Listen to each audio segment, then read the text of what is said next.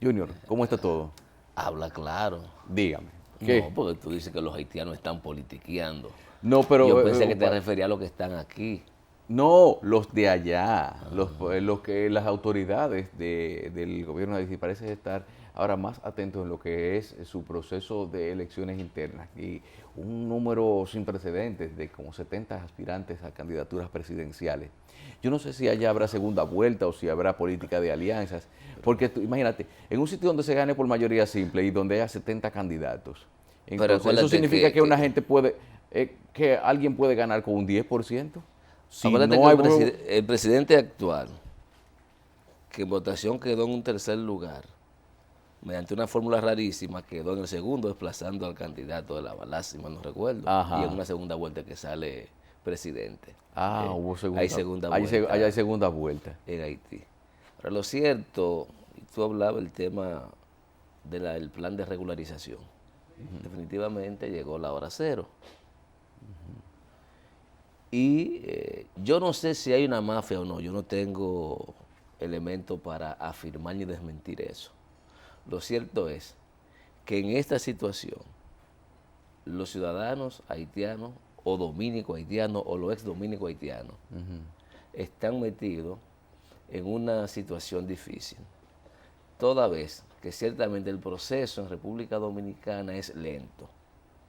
Pero peor aún, la solicitud de documentación que han hecho muchos ciudadanos haitianos que residen en el país a la embajada haitiana no tienen respuestas.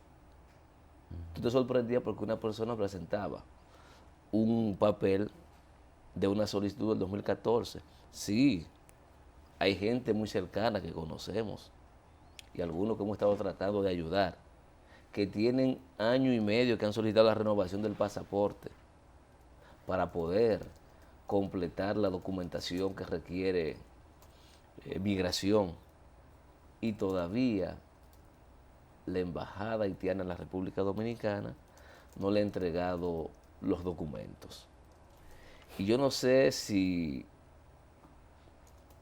el procedimiento que se ha instituido y si las autoridades estarán en condición de ver caso por caso, porque hay muchas personas que se inscribieron, que no han podido completar todos los documentos que requieren las autoridades dominicanas de cara a regularizar la situación de estos ciudadanos haitianos.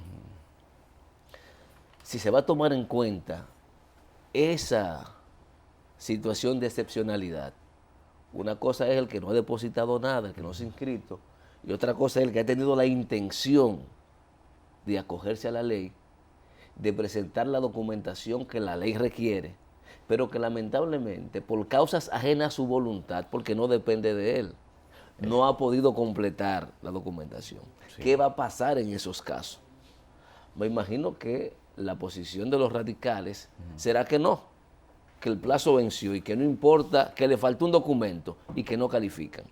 Porque recuerda que después de usted completar la documentación, viene un proceso de depuración para saber si usted califica, y para eso hay 45 días.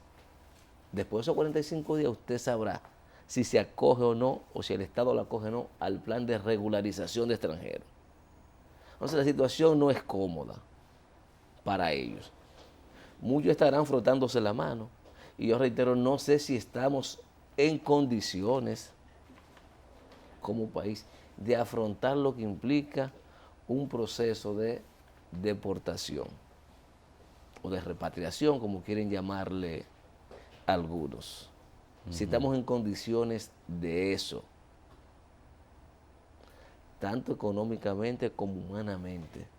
Pero hay que saber que todos estos procesos en países como los nuestros se hacen de una manera en muchas ocasiones irregular, muy irregular.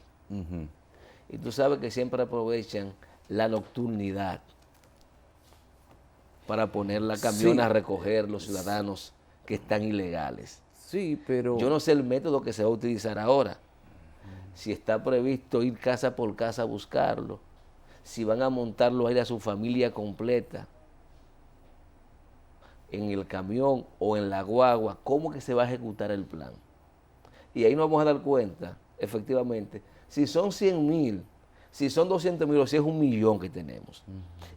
Para eso también va a servir el plan o la acción de repatriación. Nos vamos a dar cuenta cuánto efectivamente hay en situación de ilegalidad. Tanto los que estaban viviendo en República Dominicana desde hace 15, 20, 30 años, 70 años, como los que llegaron con posterioridad al 2010, que era donde yo entendía que debía entrar en vigencia todo lo relativo al problema migratorio. Pero ya lo que uno creía, lo que uno cree, solo le sirve a uno para uno mantener su posición. Lo cierto es que hay una decisión del Tribunal Constitucional que, correcta o no, hay que ejecutarla. Es así, cuando el Tribunal Constitucional habla, ya no hay más que hacer, ejecutar lo que diga el Tribunal Constitucional. Hasta que un día se equivoque y afecte el statu quo. Así es. Hasta que él se equivoque, ¿verdad? Y ocurra eso. A partir de ahí veremos que ya no es palabra de Dios, ¿eh? Y que tendrán que enmendar. Y muchas de las personas que se oponían a que recurriéramos a organismos internacionales son los primeros que van a promover eso. De hecho, algunos de ellos, en procesos importantes de la República Dominicana, amenazaron en varias ocasiones con acudir a la Corte Interamericana de Derechos Humanos para hacer valer los derechos fundamentales de sus defendidos. Pero eso fue en aquella época. Y una cosa es con guitarra, otra cosa es con violín, Carlos. Mira, tú sabes que bueno, es lamentable, el gobierno haitiano quizá no haya asumido una actitud como de más seriedad en el asunto de lo que es dotar a sus nacionales de los documentos. Ellos alegan en algunos casos de que no están, de que las infraestructuras de registro civil fueron muy dañadas cuando el terremoto y todo eso, pero Haití es quizás el país que más fácil puede conseguir ayuda internacional para resolver cualquiera de sus problemas. Y en este caso estamos hablando de un grupo de gente que son los principales generadores de dinero de remesas desde aquí hasta su país para resolver precisamente para aliviar su economía. Entonces, para ayudar a que muchas de esas familias de su país puedan sobrevivir en base a los ingresos de quienes están de este lado. Entonces, ¿por qué no pusieron más empeño en ese asunto? Y veo que quizás ha bajado un poco la tensión en cuanto al asunto de la discriminación, las acusaciones de racismo, xenofobia. No, y que yo creo que incluso incluso bajó. eso inclusive o sea, hay gente que lo mantiene así como en animación suspendida el tema, pero definitivamente yo estaba viendo precisamente un video de una rueda de prensa que tuvieron los cancilleres de ambos países, pasado por la televisión haitiana, hace un momentito lo estaba revisando, y me di cuenta de que hay incluso un interés de difusión de las políticas que se están tomando de este lado y de aclarar cómo van a ser los procedimientos en cuanto a lo adelante. O sea que es una lástima de que no lo hayan resuelto. Que no se haya hecho antes. Que no se haya hecho antes. Porque ahora, al final, los más afectados, ¿quiénes van a ser? No son las autoridades haitianas. Son esas personas. Esa gente, sí. Que la van a enviar para Haití, que a lo mejor ni la reciban. A lo mejor ni la reciban, la envían y van a volver nuevamente. Pero imagínate, ¿qué destino le puede esperar a una gente que lo deporten y ya tiene, como quien dice, prácticamente su vida hecha aquí en el país, que tiene aquí su negocio, sus contactos laborales y todo eso? Allá hay gente. Eso es cuestión nada más de nosotros. Pero ahí el caso también de personas que nunca han ido a Haití, que nacieron aquí, que posiblemente el único vínculo con Haití, dirán algunos, es el color. Sí. Claro. Es el color negro, pero nunca han cruzado la frontera. Bueno. A pesar de que posiblemente su abuelo, su tatarabuelo, era un ciudadano haitiano. Claro. Pero el momento de tomar, en nada de eso se pensó. Lo cierto es que ya, en la próxima semana vence el plazo. Eso es lo real. Y que las autoridades dominicanas han sido consistentes en decir que no va a haber ningún tipo de prórroga a este plazo. Vamos a ver. Imagino que acompañado de eso se tiene ya la logística preparada para iniciar ese proceso. Bueno, que va a estar bajo la vigilancia, como siempre, de los organismos internacionales. que también eso ha bajado la tensión. Ya no hay los niveles de tensión que vivimos durante los primeros meses de la sentencia. Claro. Es decir, que va a depender ahora de cómo manejemos la situación del proceso de repatriación de ilegales. A veces el término correcto es ilegales, pero siempre recae ilegales ciudadanos haitianos. No, y Monchi Fadol dijo que son 21 las nacionalidades de personas que pueden ser afectadas por este asunto. Bueno, Junior, entrando en lo que tiene que ver con política, ya veo que ya hay una intención al parecer firme de algunos organismos defensores de la legalidad, como la Alianza Dominicana contra la Corrupción, que parece van a someter recursos ante la Procuraduría para demostrar supuesta compra de voluntades en el Congreso para la reforma constitucional.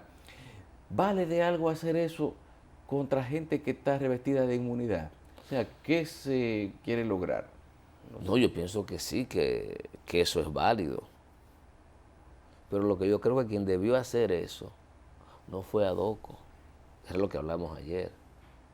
Los diputados que tomaron la palabra en la Asamblea Nacional Revisora de la Constitución, que formularon las denuncias o incluso acusaciones, debieron salir de la Asamblea y ayer lunes ir y presentar una formal denuncia ante la Procuraduría General de la República para que abra una investigación en contra de los 3 funcionarios que se han mencionado, que se le atribuye haber estado haciendo labores para comprar conciencia y adepto a la reforma constitucional. Eso es lo que yo creo que es correcto. Hay un diputado que ha dicho que a él le ofertaron 15 millones. Pues señor, usted tiene la posibilidad, más que hacer una denuncia en la Asamblea Nacional, preparar un expediente, contrátese un abogado, no necesita abogado, y vaya a la Procuraduría. Y en vez de esperar que lo llamen como testigo, conviértase en acusador. Claro. Eso es lo correcto. A ver si una vez y por todas acabamos con esta situación. Porque siempre hablamos de las denuncias. Yo veo que en otros países toman decisiones. El caso de Colombia, lo que le pasó a Uribe. Le pasó tan grave que creo que no puede postularse jamás como presidente.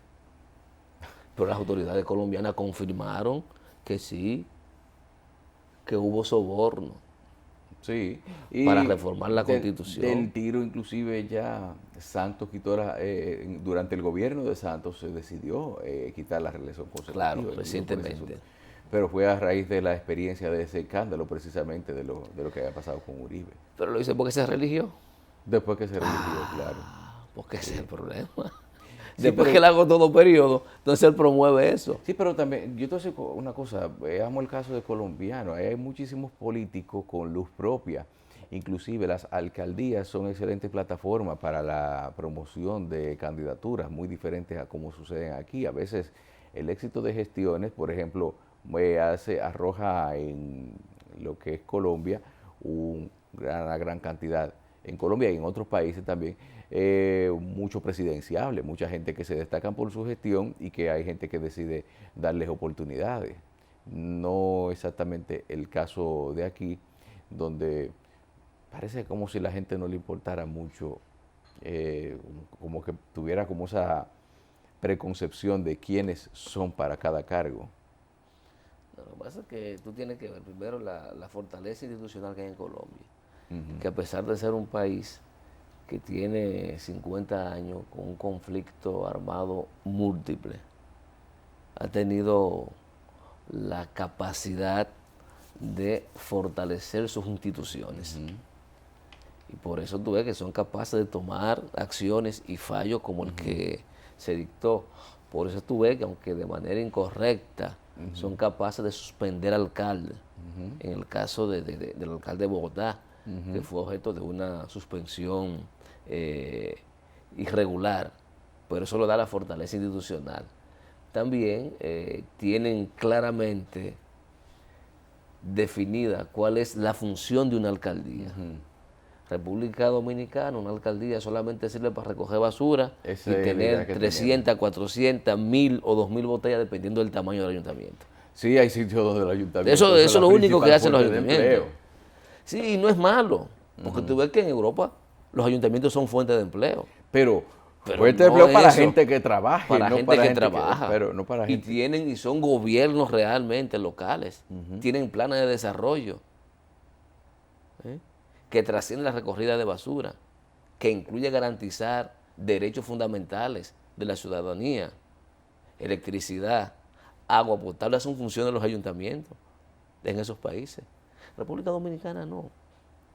Crear ayuntamientos no es necesariamente, o crear provincia, no es para fomentar el desarrollo nacional, es para repartirse el botín del Estado, no es para otra cosa.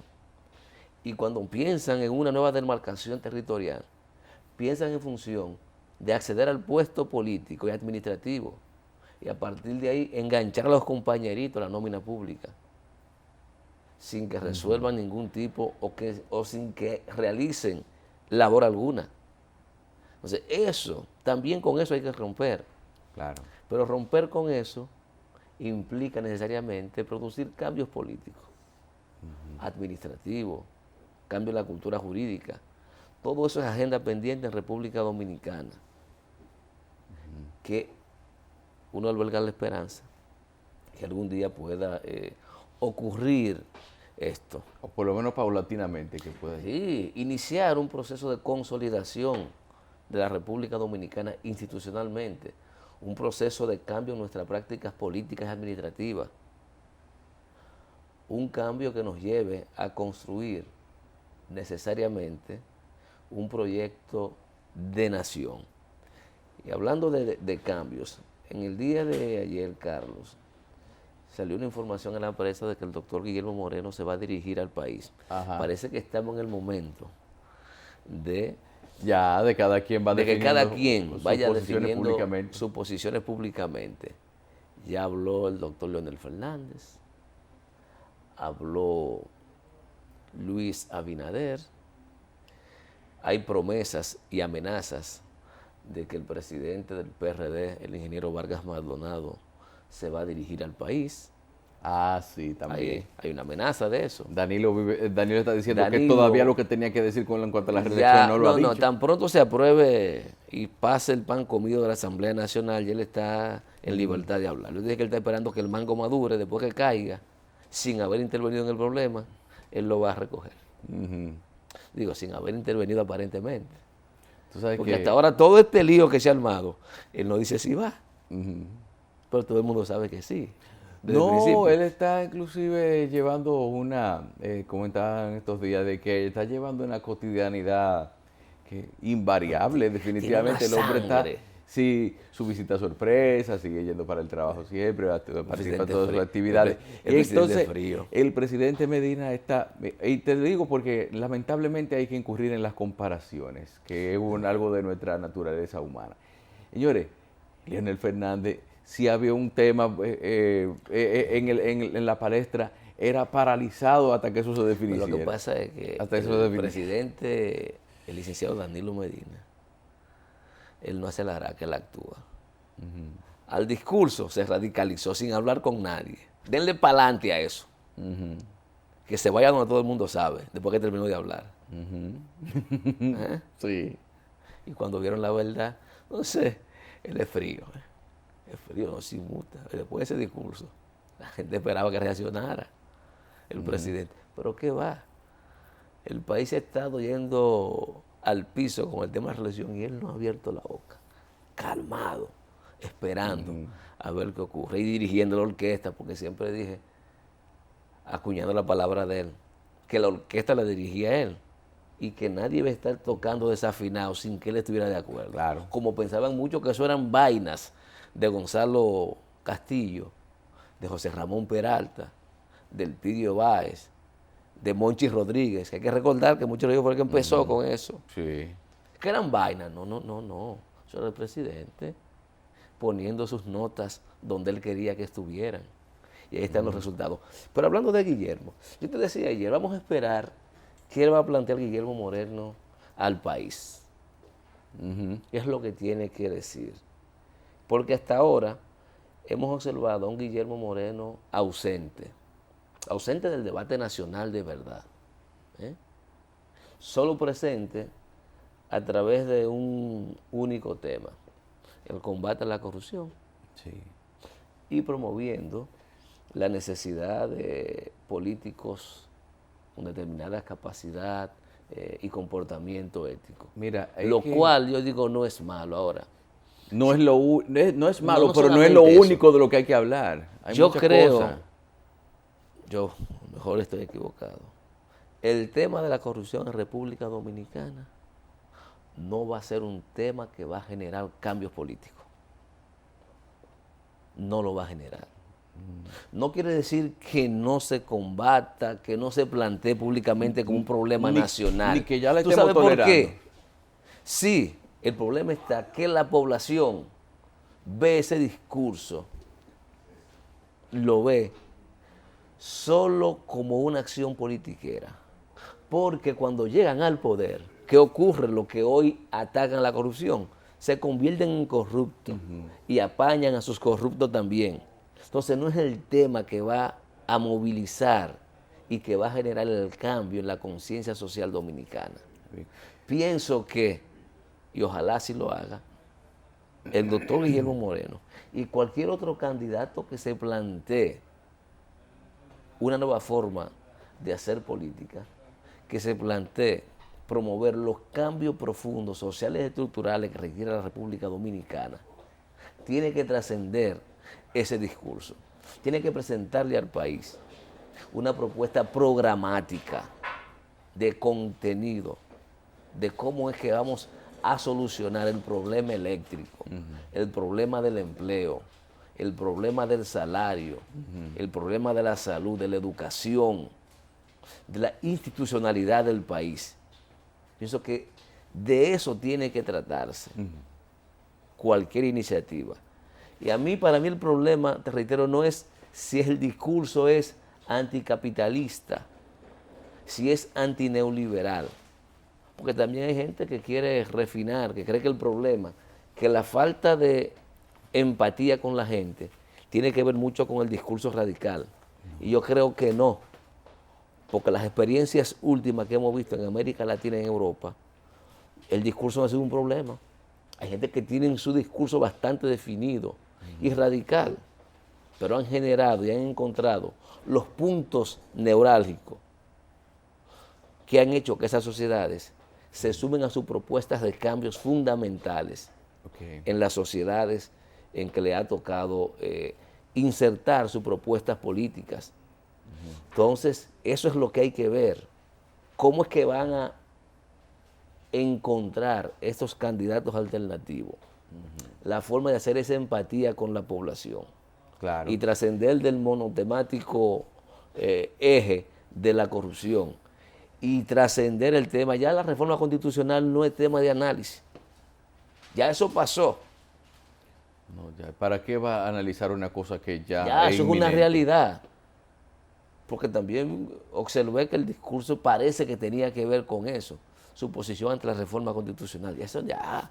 Mira, El que no fijó posición ya no tiene que fijarla. con la rapidez con que cambia el interés por los temas aquí, yo te puedo decir que esa reforma ya el viernes la consuman, la promulgan y ya dentro de, qué sé yo, dentro de un par de meses ya aquí estamos hablando de otra cosa. Mal harían o sería una pérdida de tiempo quizá para algún candidato tratar de extender el debate más de lo que el interés lo permita aguantarlo dentro de la opinión pública. Bueno, tenemos que irnos a una pausa. Ya por aquí está Feliz de Cena y tenemos la información deportiva luego de unos mensajes.